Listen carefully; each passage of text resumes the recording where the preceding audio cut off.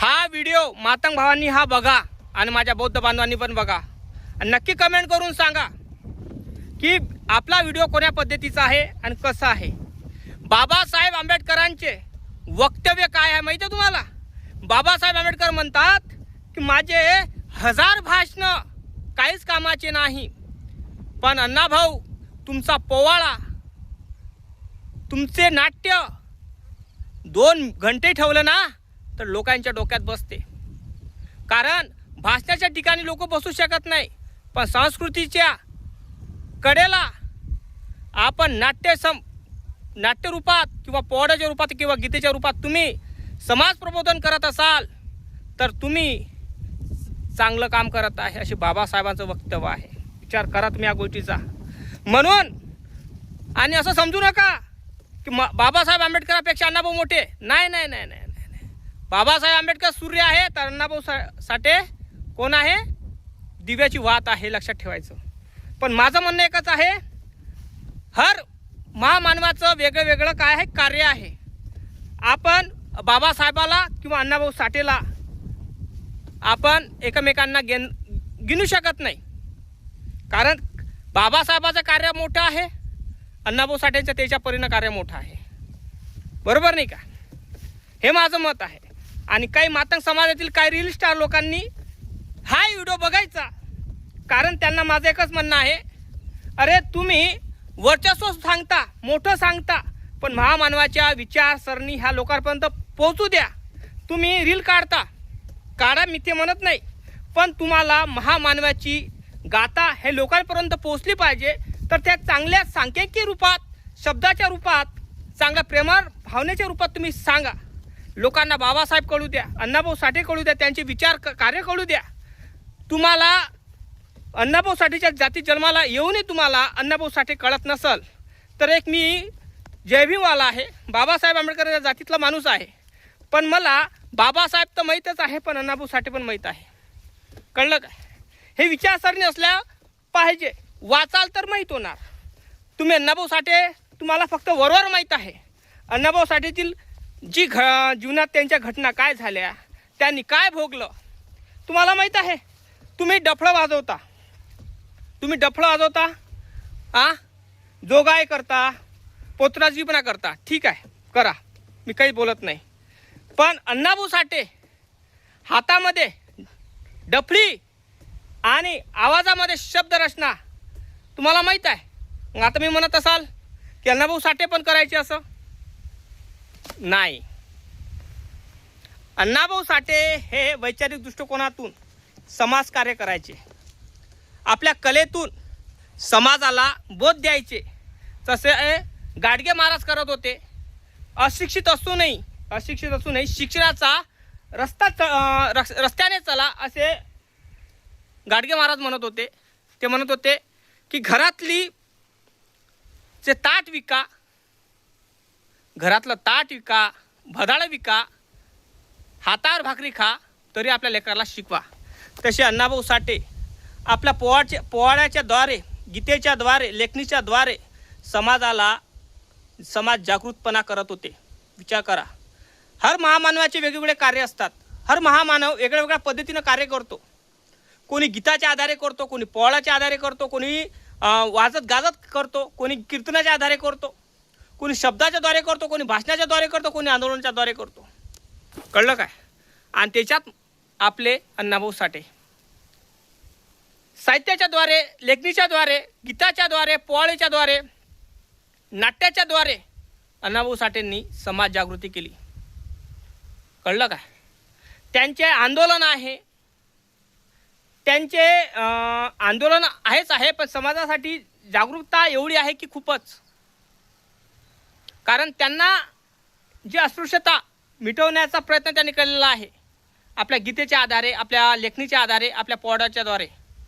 आणि तो लेखक असा कधीही जन्माला येऊ शकणार नाही आपल्या जगात म्हणतो, आपल्या भारतात जन्माला येऊ शकणार नाही। कारण आपल्या जातीमध्ये आपले अण्णाभाऊ जन्माला आले तर आपल्यालाच कळले नाही। मलाही सांगा, मातंग समाजाला अण्णाभाऊ कळले का? नाही। जिवंतपणी अण्णाभाऊला किती लोकांनी विचार केला, लोकांनी टोमणे मारले, लोकांनी शिवीगाळ केली, लोकांनी असं काय बोललं अण्णाभाऊंना मी सांगू शकत नाही तुम्हाला. त्यांच्याच जातीतील लोकांनी त्यांचा विटाळ केला. सांगतो ना, आपल्या घरचा माणूस कितीही काही करत असेल, आपल्या समाजातला माणूस कितीही काही करत असेल, तो सांगण्याचा प्रयत्न करत असेल तर आपण त्याचं ऐकत नाही. जेव्हा त्याची डेट होते, तो दुनिया सोडून जातो, तेव्हा आपण त्याच्या माणसाला पूजाला लागतो. नाही तर बघा तुम्ही, अस्तित्व खरं आहे. माझं बोलणं कोडं आहे पण सत्य आहे. कारण अण्णाभाऊ साठेची विचारसरणी हे तुम्हाला कळणार नाही. कोणाला कळतं? ज्याने अण्णाभाऊ वाचले असेल त्यांनाच कळतं. कारण त्यासाठी बाबासाहेब वाचावं लागेल, त्यासाठी अण्णाभाऊ साठेंना डोक्यात घ्यावं लागेल, तेव्हाच आपल्या मनामध्ये एक प्रतिबिंब तयार होणार ना, आहे नाही का. ज्या रशियामध्ये अण्णाभाऊ साठे गेले, तिथं त्यांना एक पदवी मिळाली होती. त्यांना जसं आपण लोकशाहीर म्हणतो ना, तसं तुम्ही दुसऱ्या व्हिडिओमध्ये मी तुम्हाला ते पदवी पण सांगणार आहे. तिथल्या एका लेखकाची पदवी दिली होती अण्णाभाऊंना. आणि तिथल्या एका मॉस्कोमधल्या एका ग्रंथालयामध्ये, एक कुठलं तरी आहे, त्या ग्रंथालयामध्ये अण्णाभाऊंचं तिथं पुतळा पण लावलेला आहे. पण विचार करा, 2022ची गोष्ट आहे. तर विचार करा तुम्ही ह्या गोष्टीचा. भारतानं महाराष्ट्रानं नाकारलं त्यांना, रशियानं त्यांना स्वीकारलं. आपण किती निर्लज्ज असायला पाहिजे.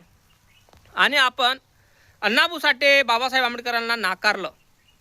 एवढे हरामखोर लोक आहो आपण. सांगतो तुम्हाला, आपल्या महाराष्ट्रामध्ये बाबासाहेब आंबेडकर, अण्णाभाऊ साठे जन्माला आले, पण आपण त्यांच्या लायकीचे नाही.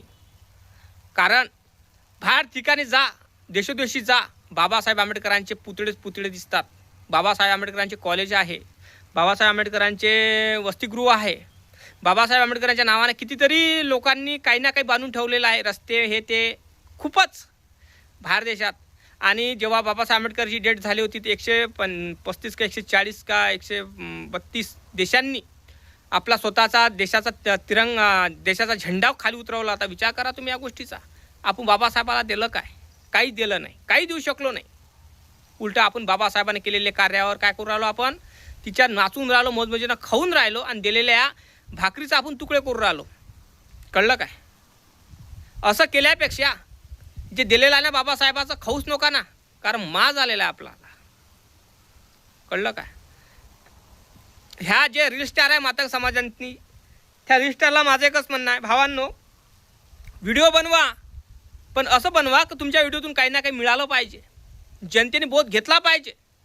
फालतूगिरीपणा सोडून द्या. कारण अण्णाभाऊ साठेची शिकवण काय आहे, अण्णाभाऊ साठेचं जगणं काय हे सांगा जनतेला. त्यांनी कुठले कार्य केले हे सांगा जनतेला. तुम्ही तर काही नाही, फक्त ते छाती दाखवता, अशा पद्धतीनं करता. आम्ही काय लहुजी वस्तादांची लेख आहोत, अण्णाभाऊ साठेंची लेख आहोत. अरे दादा, असं बोलून काही होत नाही.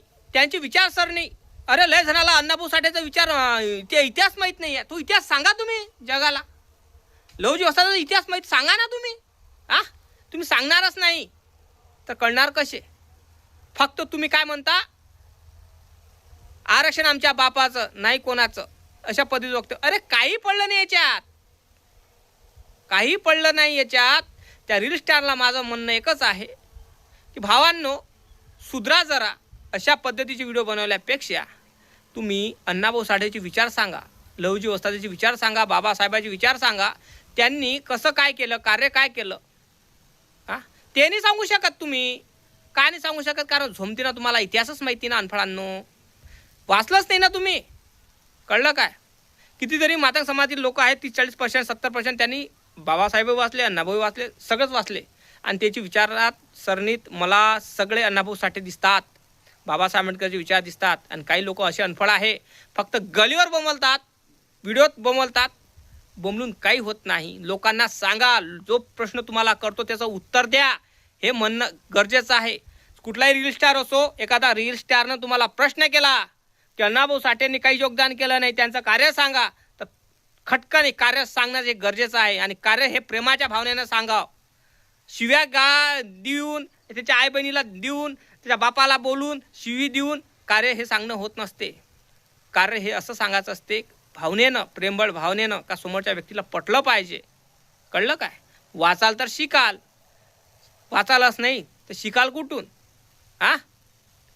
हे बघा, मी तुम्हालाही सांगलं ना, समाज जो सुधारायचा आपल्याला, आपण असं नाही की आंदोलन करूनच सुधारता येते, नाही.